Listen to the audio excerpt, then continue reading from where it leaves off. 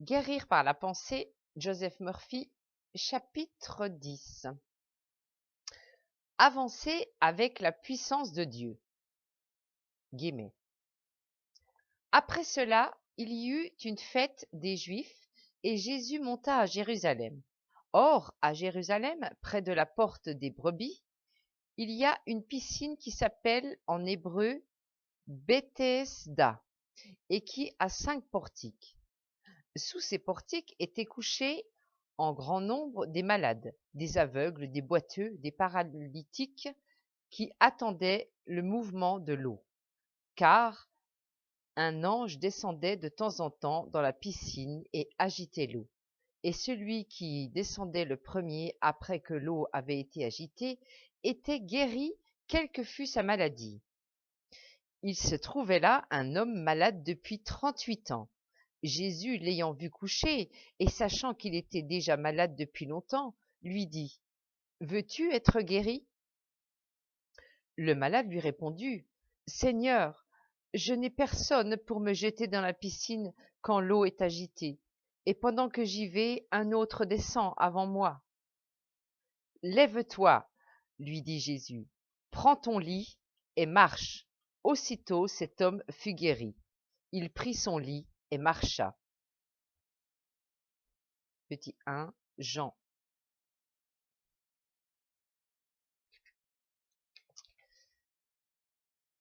Petit 1. N'attendez pas que Dieu agisse. L'humanité est au bord de la piscine. La piscine, c'est la conscience d'être. Et nous vivons tous avec nos pensées, nos sentiments, nos croyances, nos opinions et nos images mentales. Certains de ces états d'esprit sont aveugles, boiteux, paralysés et infirmes. De plus, l'homme est plein de rêves, d'espoirs et d'aspirations qui n'ont jamais vu la lumière du jour. Des milliers d'êtres sont frustrés, malheureux et malades parce qu'ils ne sont point parvenus à réaliser leurs rêves, leurs idéaux, leurs projets et leurs desseins. Ces espoirs, ces rêves morts sont symbolisés par les impotents, les aveugles, les boiteux, les paralysés qui attendent. Attendez-vous, vous aussi, quelque chose? N'attendez pas que Dieu agisse. C'est à vous de commencer.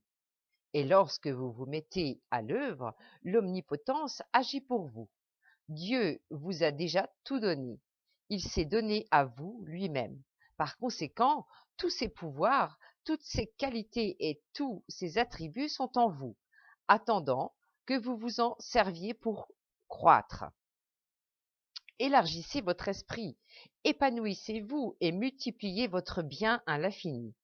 C'est à vous de prendre l'initiative.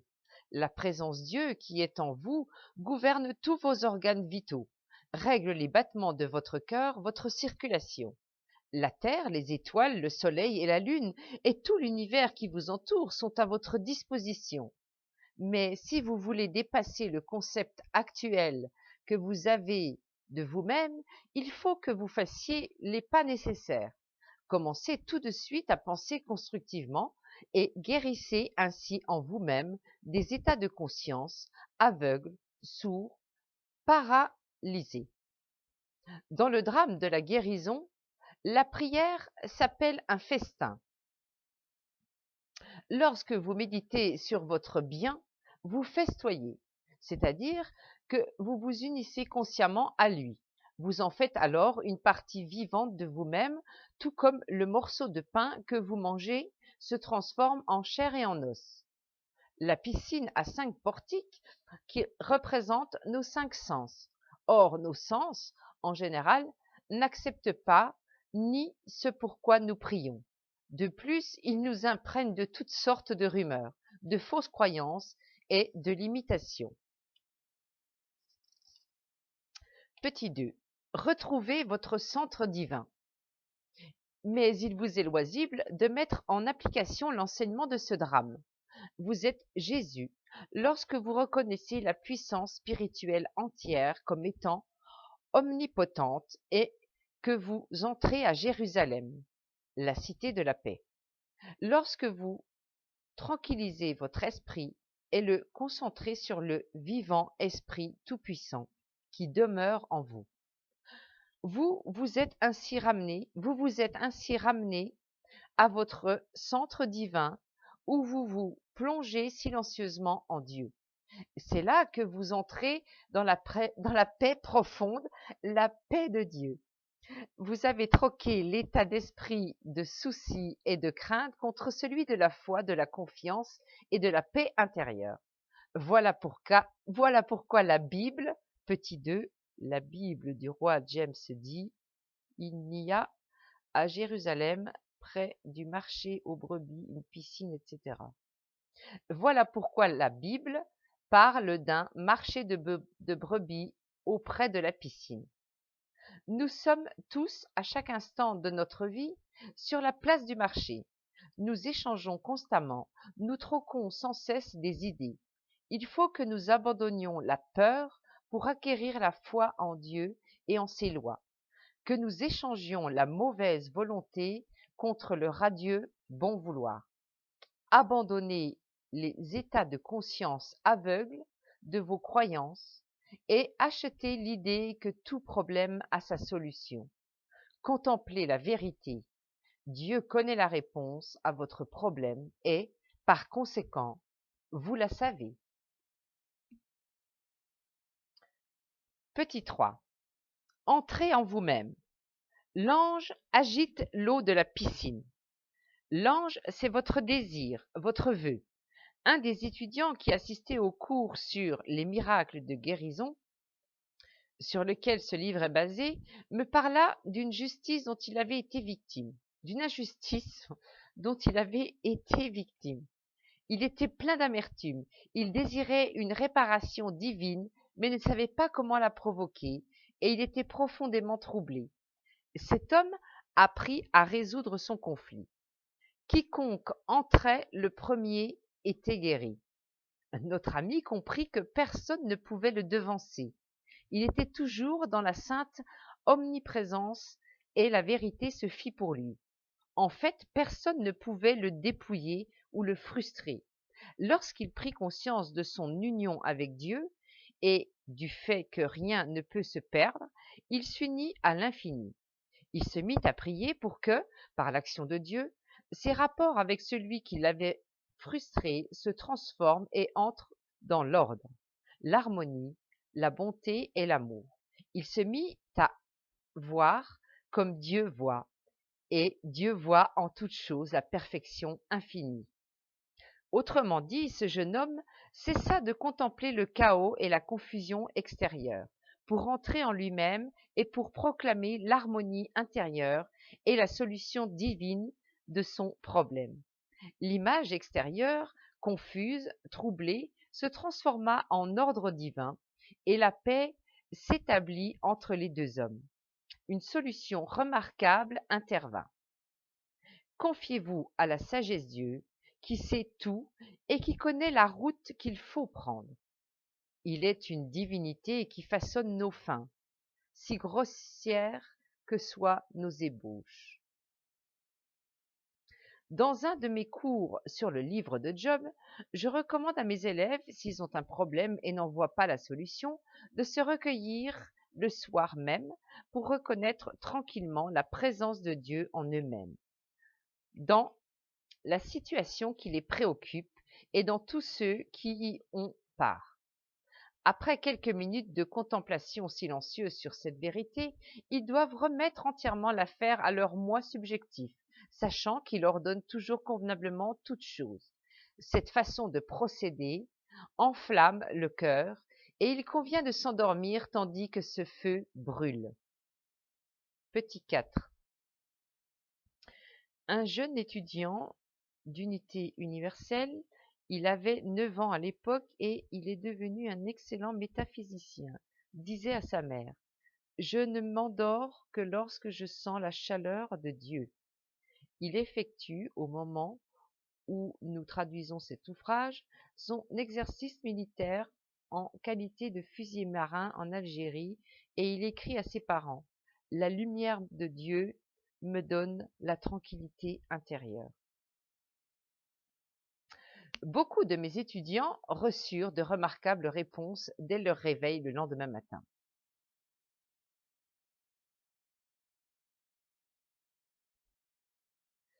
Petit 4. Un avec Dieu est une majorité. En vérité, nul ne peut entrer avant nous. Nul ne peut vous empêcher d'atteindre votre but, votre objectif. La seule puissance dont vous ayez conscience est votre propre pensée. Lorsque vous pensez, l'omnipotence agit et un avec Dieu est une majorité.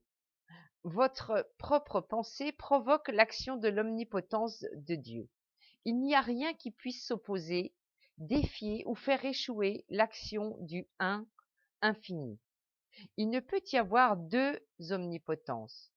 S'il en était ainsi, l'une annulerait et neutraliserait l'autre, et il n'y aurait d'ordre nulle part.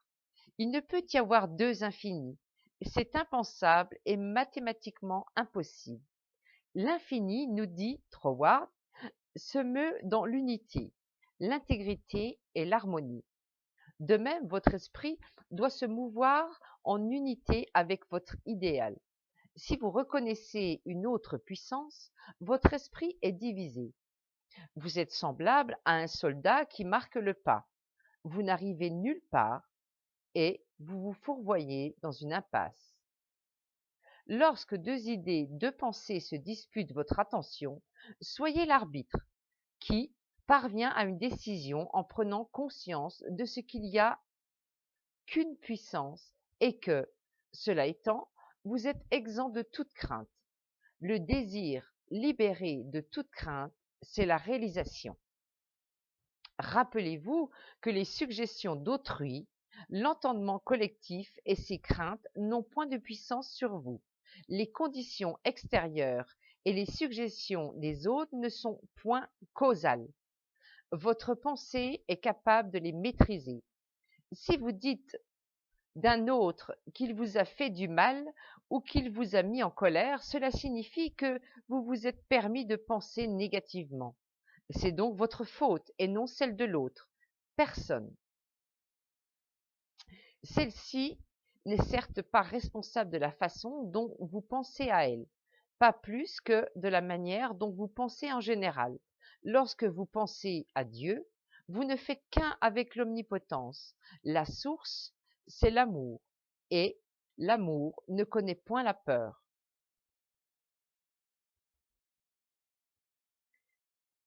Pendant que j'y vais, un autre y descend avant moi. Avez-vous jamais dit cela? Peut-être que non, mais vous avez bien dû entendre dire « C'est la faute de Jean. Si ce n'avait été Marie ou Paul, j'aurais eu cet avancement. »